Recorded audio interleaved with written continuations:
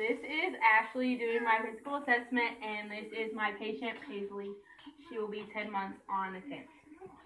At first, you would just talk to the parent or parents and get some background information and like vaccine record and their plan for doing the vaccines, if they were going to delay or how they were going to pursue that.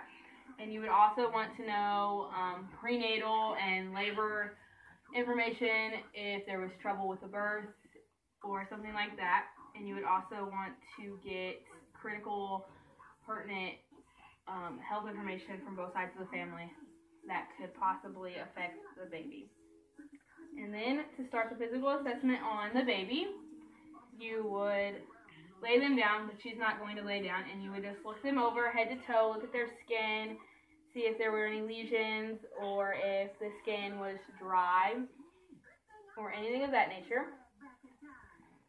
And then you would look at the chest and look at the nipple and breast structure and also the chest structure.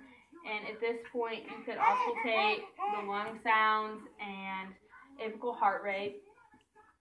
And then you could go to the head while they're on the parent's lap or laying down, and you would want to look at the fontanelle and ensure that the anterior is still open until approximately 18 to 24 months of age, and posterior, which closes sometime between, sometime before 1 year.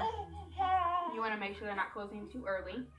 And then you would look at the eyes. You would see if there was any discharge, and if eyes were equal.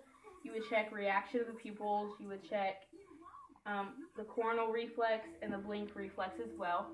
You would look at the ears, look for symmetry, look for where they are. If they're lined up with the nose, that can indicate birth defects. And then you would move to the mouth, and you would look at teeth, if they had any, if they were old enough, which she currently has 6. You would look at tongue and the frenulum, and then for a younger baby, you would check the suck reflex.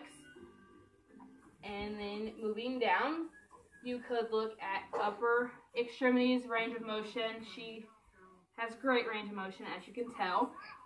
You would want to look for symmetry with some of the reflexes. You would also look to see if one extremity was shorter than the other. Moving down to the abdomen, you would listen for bowel sounds. You would palpate for any masses for the organs. And then moving down, for the genitalia, you would look for on her the labia and a patent vagina, and if there was any swelling or any foul discharge, you would note that. And then for the lower extremities, you would check for the Orlanti, which is the hip click. You would check to see if the legs were the same length, because that could indicate a hip issue. You would also check the Babinski reflex, which is where the toes spread, and that doesn't go away until approximately 24 months. You would also look at the number of toes. You would make sure there were 10, also 10 fingers as well. And then for the spine, if she was younger, you would hold her in the palm of your hand on her belly and ensure that there was curvature. And then you would check to see if there were any signs of spina bifida, which would be like a patch of hair on the back, any openings or any swelling right there. And you would also want to check for patent rectum and anus, which would be indicative of the first 24 hours of life when they pass the first stool.